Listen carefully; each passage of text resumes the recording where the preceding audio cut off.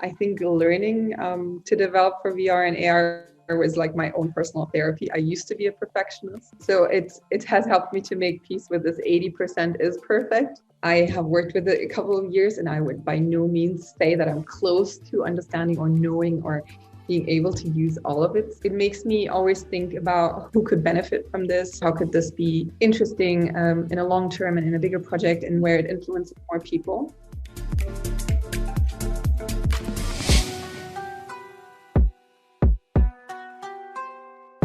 Welcome to the Digital Doha Podcast, our brand new series focused on bringing listeners topical segments and informative conversations with local experts, exploring the cutting edge of emerging media happening in the dynamic international capital that is Doha, as well as the greater Middle East.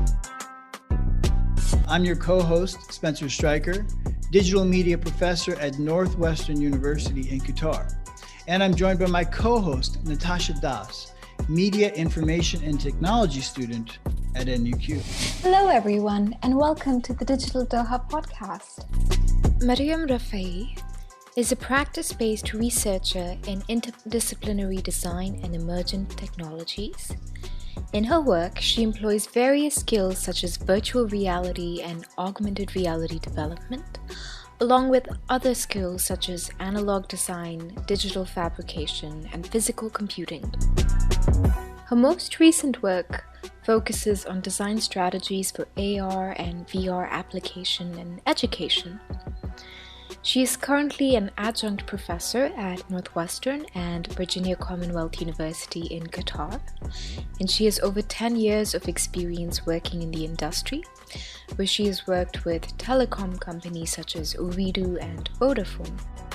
So, please join me in introducing our third guest of the season. Mariam, it's such a pleasure to have you with us.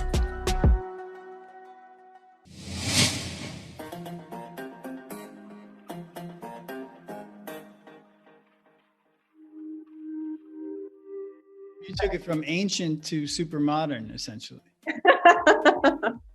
Yeah, so they were completely open to it. Obviously, because it's virtual reality, it's best suited for creating experiences that are not easy to have. And because pearl diving is such an integral part of the Qatari history, but it's essentially, it doesn't happen anymore, right? People don't go pearl diving anymore or pearl fishing anymore. And because it's also very dangerous. So this is something so hugely part of their history, but not done anymore. And students were learning about it in this very abstract form. And this was a way for them to really experience what that was like. That a diver had to really dive 40 meters on a breath, collect pearl oysters. Not all of them had pearls in them. And then what was really interesting, and that I had to learn during this project, what was really interesting is that depending on the size of the pearls actually, because they were so important in Qatar, they had specific names for each of these pearls, depending on their size and their qualities. So, yeah. Okay, that's a really great use of VR. Thinking about what are the types of media challenges in which VR basically its affordances play the best. And in this case, like you said, it's dangerous to do. It's a lost and ancient art form of pearl diving. And so essentially by creating this immersive simulation, you're able to bring it back, let people experience this ancient process. So what is your research like for something like that? I mean, did you go pearl diving yourself? Did you go try to, go to the locations where you pearl dive? Did you interview people? Is it a lot of just using your imagination? What's your process for creating that? So because I was working with Qatar museums, they were essentially my source. They had all the information about it because it was part of the curriculum already and they had prepared this already. I did go one extra mile and I found a pearl diver in Souk Waqif that was really happy to talk about his pearl diving days and stories and had pictures and everything. So that made me realize how much pride there was associated with it, which was really interesting. I couldn't integrate everything that I wanted to in this experience. I think we kept it kind of simple, but there was, for example, a a song that they would sing when they were in boat and when they were going out for like months. And yeah, so I thought it was amazing how much I got to learn about this before creating it. Yeah. It's really interesting. So in terms of trying to simulate the experience, part of it, I imagine, is part of it is holding your breath, right? But part of it also has to be visibility, right? How well you can see under the water, the visibility conditions of the water. Then the other piece, like you said, knowing what to look for and knowing the difference between the types of pearls. So yeah, can you speak more to that? How do you create that in a VR experience? Well, there are, of course, limitations. I think when you are in this blue environment and you can barely see the ground and it's kind of like through a fog, you realize how scary it is actually to be so deep underwater. Sure. And maybe I know this feeling, especially because I also scuba dive, not dive. I always used to look up just to remind myself that there is still I would have never, like, I've been in a situation while diving where it was very foggy and you couldn't really see where it was up and down. And I would never do that to a person. That's absolutely scary. That was kind of what I was getting at, because I'm not like a diver per se, but I've dived enough times that, and I really enjoy it. And I can definitely vouch for what you're saying. When visibility is low, it's totally scary, especially if you're not like a very experienced diver. So, but the other thing about modern diving is that you have goggles, which I'm sure that these ancient pearl divers did not have goggles, right? Did they have some kind of eye protection or no? No eye protection. They had a nose clip and they had weights. So the weights would help them to sink really deeply very quickly. And then they had a sort of basket on them, if I remember all of this correctly. Basically, they would sink really quickly. So I'm just thinking of how that would be for your eardrums as well. So they were attached to a rope. The weights would basically help them to sink really quickly. They'd get to the bottom. They'd collect as many pearl oysters as possible into that pouch that they had attached to them. And then they would pull on that rope that they were attached to, and someone would actually drag them up. So this was teamwork, but the harder part was definitely being underwater. Well, that makes sense. First of all, just using weights to go down, that's already pretty sketchy. The whole thing sounds pretty sketchy. Like you pretty much have to really practice that ancient art of pearl diving, because that is already like a death-defying thing. And then to get up, you have a rope and they pull you up. Is that what you said? Yeah. Okay. So you don't actually swim up on your own. So how deep are they diving? Up to 40 meters. 40 meters. Wow. So that's like as far as you're going to go normally. That's the deepest you'll go diving with an oxygen tank, right? Yeah. And you don't have your oxygen tank. Like if you think about it with your oxygen tank, I think if you have like an hour left on it, then by the time you're at 40 meters, it's 10 minutes or something like this, because the oxygen is so compressed. So I cannot even imagine what that would do to the oxygen within your lungs. So you really would only have a couple of minutes down there. And it makes complete sense that you'd have to get down really quickly and up, and that you probably wouldn't have enough oxygen or energy to swim up again with the weights on. I'm just assuming right now, but looking at your work is about simulation, emotive response, and higher sense stimulation. So basically trying to convey all these things are quite relevant, I should think, when you're creating this type of a VR experience, trying to understand what it was like, especially because it's not something you can easily replicate in real life. In 2021, not many people in their right mind are going to be doing, free pearl diving. I'm sure there's some crazy people out there doing it, but not like the same. It's supposed to be a sport. Free diving. So speaking of your exhibitions, I was wondering, could you tell us more about Great Times, the exhibition you presented at the Fire Station Museum? So I was lucky to be one of the, to be one of the artists in residence at the fire station. And we happened to be the batch that fell within the Corona pandemic. So We started with studio access and to all the resources, and then we didn't anymore. And others, artists in residence, had 9 months. We had longer than that, just because we had that interruption.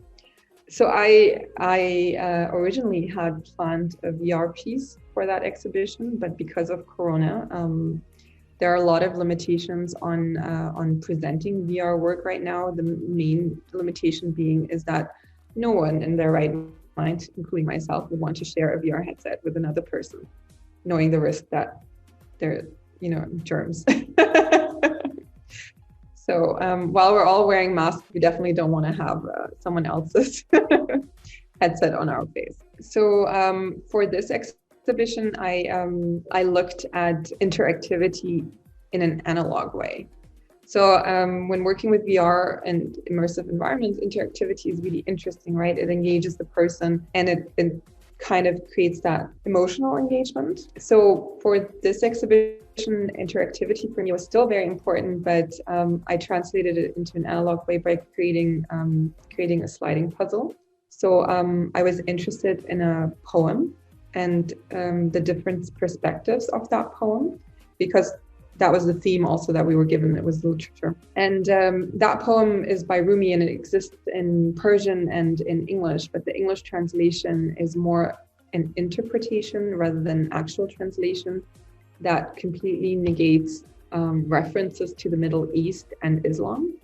So the original Persian poem by Rumi would talk about how it's a really popular poem. You can see the English translation on Instagram a lot. So it's this: beyond wrongdoing and right doing, there's a desert, there's a field. So beyond wrongdoing and right doing, there's a field. I'll meet you there.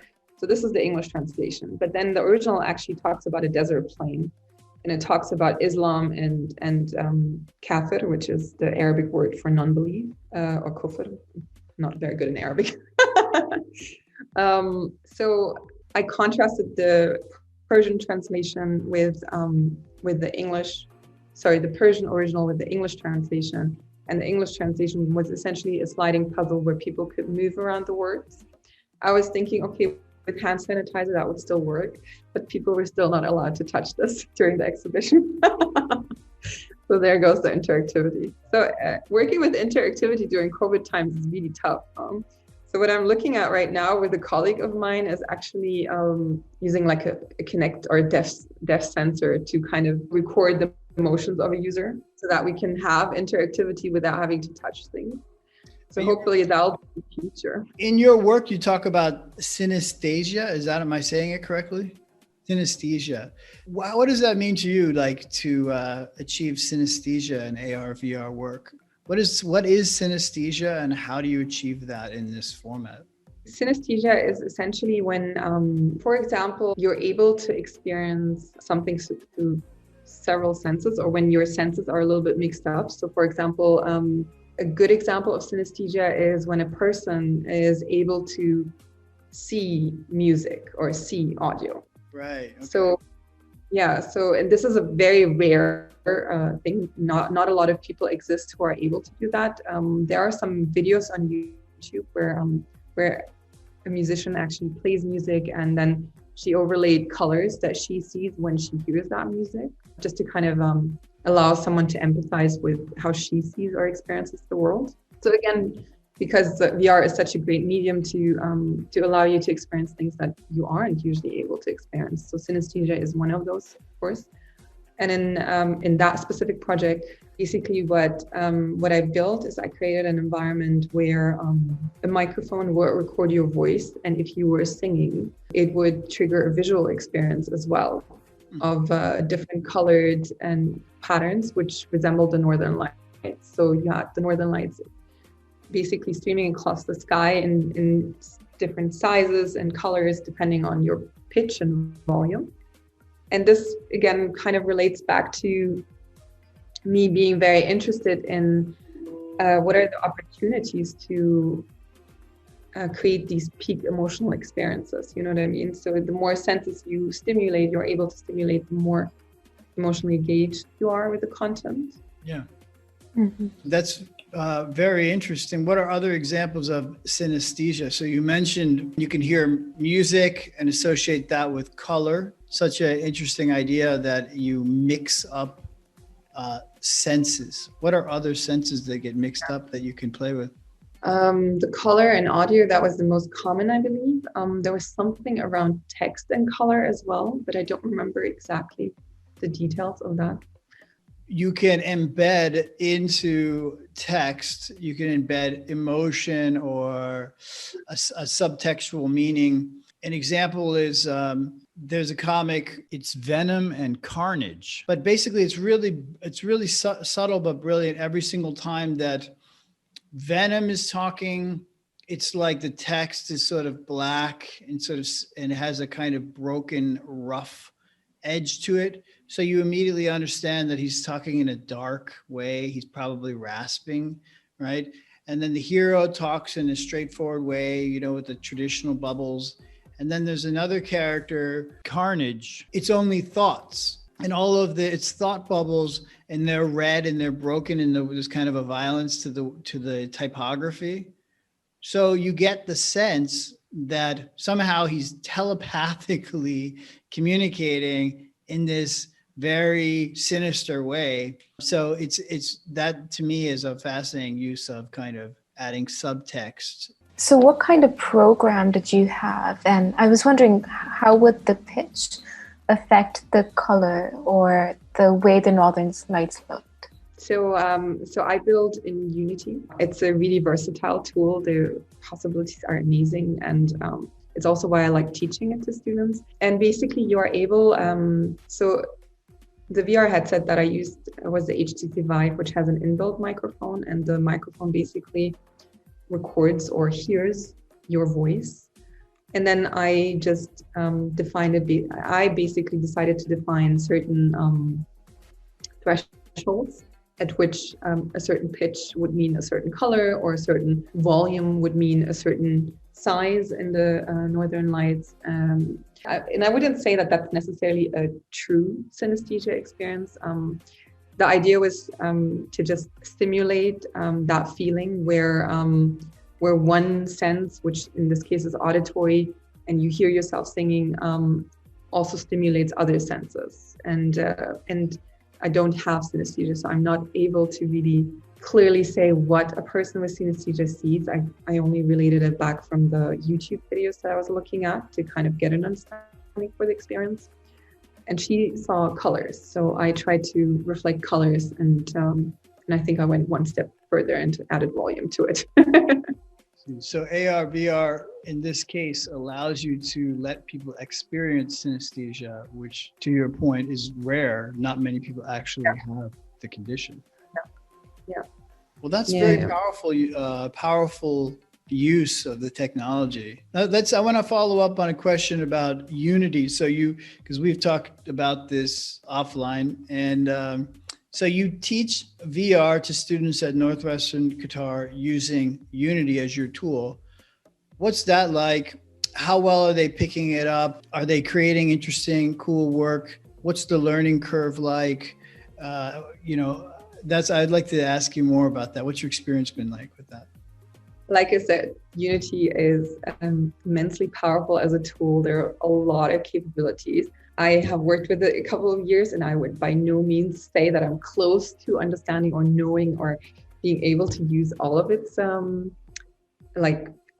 it's in its entirety, basically. So then my goal is actually to just kind of break down that initial intimidation that a student would have with the software and its complexity, and raise curiosity. Because if you're curious about something and if you're interested in something, then even past my class, you'd be inspired to continue looking and continue researching. And one of the other reasons I like teaching Unity is because there is so much content available online that if you are interested in, if you have overcome that initial intimidation, you can confidently and definitely continue exploring it on your own and taking it into your own direction and practice. For me, in my own teaching, I would say that's probably the highest ideal of digital media, of teaching digital media design, is inspiring students to take it further, right? To become interest driven, to ignite a certain curiosity, after which they go beyond what anything you could have introduced in the course of the class. So that's got to be the key, especially in nowadays, how we learn software is so much of it is self-directed research, right? Plus it constantly changes, right? So you need to stay up to date with it anyway. In other words, you have to teach students how to stay curious and to confront that. Sometimes there's a hesitation when you're like, oh God, do I really want to learn, watch this long technical tutorial right now? There's a fatigue that can set in where you're like, I'm content with the body of knowledge I have. I do not feel like learning this thing right now. And then you have to somehow confront that and overcome it to the point where you hopefully develop a certain plasticity or malleability, whereby you're open to constantly learning. And that's a practice skill, would you say? Yeah, I would definitely agree. I believe that it takes a bit of resilience to pick it up and then to maintain that sort of learning process or path. Yeah, a certain masochism too, like, you have...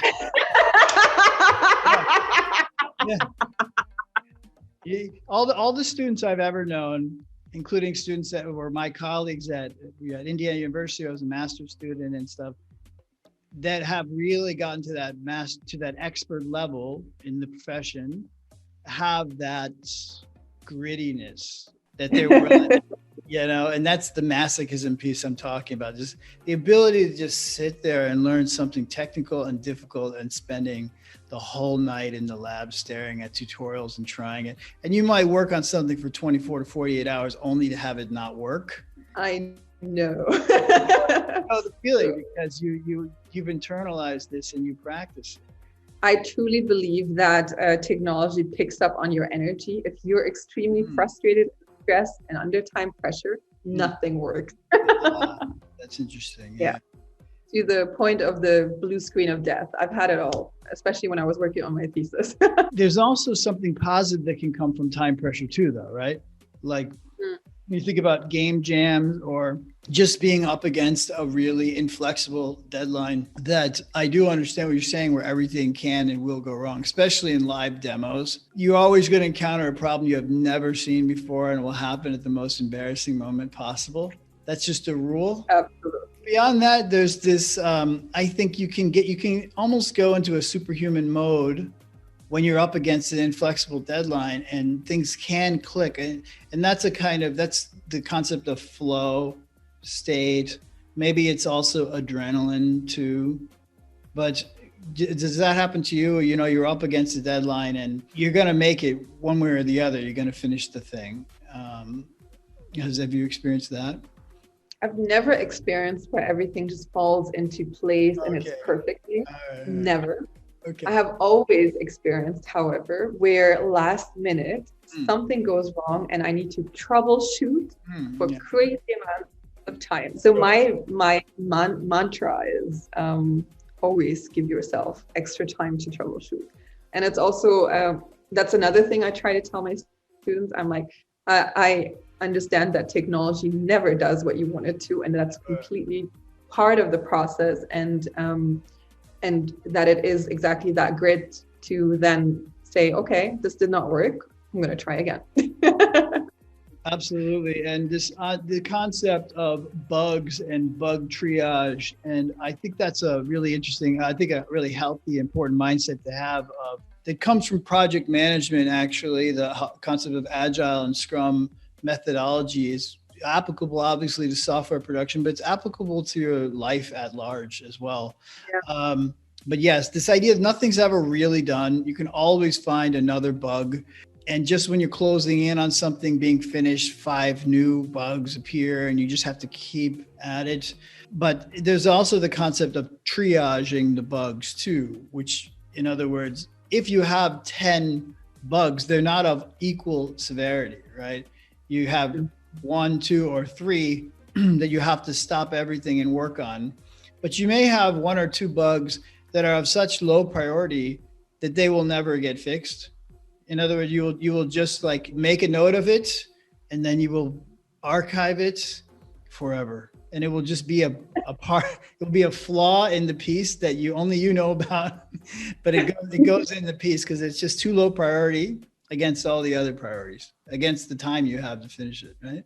Yeah, 100%. I think learning to develop for VR and AR was like my own personal therapy. I used to be a perfectionist. I am not anymore. Okay, that's interesting. Yeah, so it has helped me to make peace with this 80% is perfect. Yeah, or the idea of releasing a live beta, right? Releasing something, knowing it's not perfect, but also knowing that this is an ongoing process, and that there will be emergent bugs and problems once people start testing it and using it. So at some point, you just can't wait for perfection. It will never happen, right? So 80% certainly is good enough to put the headset on people and start testing it. So imagine trying to convey this to students who are used to just what I'm seeing or understanding is that they're used to delivering really perfect projects, and then when something fails, they're devastated. What I'm hoping they know by now, by the end of the semester, when actually it's if you can show me that you've gone through the process and I can see that you've experimented and you've tried and you've worked through it and you've shown me the stages, then even if the final product doesn't work, which can happen because of a huge bug, it has happened to me too, where I needed to start from scratch because something just didn't do what it's supposed to. There's a fatal flaw. It's like the Death Star. The Death Star has a fatal flaw in its core, you know. Gotta go back to the drawing board. That's a very interesting thing to think about from the perspective of digital media and learning, or educating people, 21st century education, that trying to convey this concept that it's okay that it's not perfect. In fact, that's an unattainable ideal teaching process. It's actually a pretty, I think, fairly advanced concept. And so you're really trying to implement that through teaching Unity in your class? Yeah, whether I'm successful or not, you have to ask my students. But yeah, so for example, in one of the classes, the final project that they're submitting is actually just a prototype, and it's an MVP. It's a minimum viable prototype. And it's something that if they decided that they were passionate about it, they could continue working on and eventually submit it. So for example, Eric Espik, who you interviewed before, he came into the class to talk about the Dharma Lab and how the Dharma Lab could actually support students if they wanted to take their project further into submitting for the Unity for Humanity grant. So they are creating prototypes, students are creating prototypes for the Unity for Humanity grant. They're doing something with Unity that has a positive impact on the world, society. And even though it's a very basic prototype at that point, if they wanted to continue working with it, they'd have resources at Northwestern University that could then support them to take it further. Speaking of higher education, I think your experiences are very unique because you worked both in industry and higher ed. And so I was wondering, how different have your experiences been, and what's it like working in VR in both sectors? It's very different when you're working within the production line. You know what I mean? When you're creating for a marketing purpose or something like this. Everything that I was doing in my professional work was with the intention to increase visibility of a brand and increase acquisitions. So it's a very different way of thinking and working. It was creative in its own sense that you were creative in trying to solve or deal with the problems that you had, which is how do I make sure that we get more eyes on this than the competition, and how do we make sure that this actually translates into conversions or sales. So it's a very different way of thinking about a problem and working with the technology. Whereas in my current position or work, I'm allowed to experiment a lot more. There's a lot more freedom to experiment. There's a lot more forgiveness because I'm my own judge, right? So if something doesn't work the way I want it to, then that's completely okay. I'll just go ahead and try it differently, right? It's a very different process, and experimentation, I feel like, is more appreciated in education than maybe in the industry. Not that the industry doesn't realize how important experimentation is, and that it is a way to attain innovation, but they just don't have the bandwidth or the money or the support to be able to handle failures as much, right? So I couldn't agree more, because I've also worked in industry and in academia, and I think that's very well put, what you said. In industry, there's just a tremendous pressure on you because things have to make money, right? Yeah. There's a very strict goal, and you can't spend a lot unless you're Google, maybe, but even they want to make money. But they have, maybe if you're an incredibly wealthy company, maybe you can have a few employees who just do pure fun R&D or whatever. But for the most part, that's not the case, right? There's a lot of pressure on people. Academia, on the other hand, like you said, you have an enormous pressure you put on yourself, right? So you're your own boss. You have to have a discussion with yourself about whether or not you're doing well enough, doing your own sort of employee-employer evaluation. And you have to find that motivation.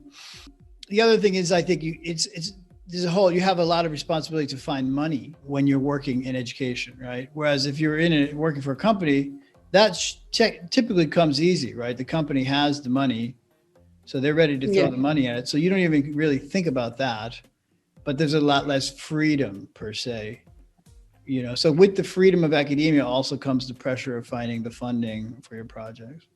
So interestingly enough, because I was working with such emergent technologies, like all the projects that I was always proposing were a little bit out there, maybe beyond comfort for some of my bosses. So I always had to pitch for funds, even when I was working in the industry. And that is something I'm very grateful for, that I had to learn that very quickly, because then that helps me right now, right? So I look at it two ways. If no one wants to fund you, then probably what you're doing isn't valuable, right? So or you haven't been able to present it as that. But it makes me always think about who could benefit from this? How could this be taken further? How could this be interesting in a long term and in a bigger project, and where it influences more people? So I said it was really interesting that you said that industry gives you a lot less freedom. And so my question was, what looks like a safer VR project compared to a more experimental VR project? So one of the VR projects that we did when I was at Vodafone was creating an environment that sort of visualized the brand and the target audience that we were speaking to at the moment with a specific product. And then, of course, in that VR experience, you also have to see or visualize the product or have some sort of product placement. So you can see where you already have a lot of kind of constraints within which you're working. And on top of that, it's also at the time, maybe the problem was at the time that we still had a very basic understanding. We were just starting out with virtual reality, so we were just exploring. So really the work was just trying to use the tool more maybe than experimenting with it. So that might also be just my own personal experience at the time we were just starting out with it. Something that I did in my own creative work that was purely inspired by let's see where this can take us, was actually based on, it was with two Northwestern students, and it was based on a quote by a music psychologist where he had said that he associated classical music with peak emotional experiences, and that in his research, these peak emotional experiences were actually when there was a sudden shift in harmony or texture in the music. So then the question that we were interested in was if sudden shifts in harmony or texture in the music can create peak emotional experiences, how is it when you have a shift in directionality of sound? Because 3D environment, you also have 3D sound, right? You have sound all around you essentially. And we were interested how it would be if you had sudden shifts and changes of the direction, the sound maybe coming from here, from there, or from over there. So we were really lucky. We got to record a classical concert by the Qatar Philharmonic Orchestra. So we placed a 360 camera on stage, and when you put on the headset, you would basically be encircled by musicians and have the conductor right in front of you just going. We used this footage to create two environments. One in which you heard the music as it was recorded, and in another where we actually manipulated the direction of the sound. So you would have the same piece coming, sometimes with more emphasis from different directions. And we were interested to see if that created higher emotional engagement. And we checked in two ways. We used biofeedback, so we checked their galvanic skin response. So did they actually have, which is very sensitive. So we had first like a baseline of how was their galvanic skin response with nothing, and then when they were in the experience. And we had a questionnaire where we basically asked how involved they feel with the musical piece. And in both cases, in the galvanic skin response and the questionnaire, we saw that when there was shifts in directionality, people actually, even though they didn't necessarily notice them consciously, that they did have a higher involvement or higher engagement with the music. Essentially, in future, that might have applications in the industry, right? If we're thinking of like during COVID last year, I attended my first concert in VR. So that was something that wasn't even conceivable at the time when I was working on this project. But if you think about it, if I wanted to have my concerts in future in VR and I was creating these almost unnoticeable shifts in directionality, I could actually create more intensive experiences for people. Eventually, it might have an application, but at the time, obviously, it was a completely pure passion project. Let's see where this is going.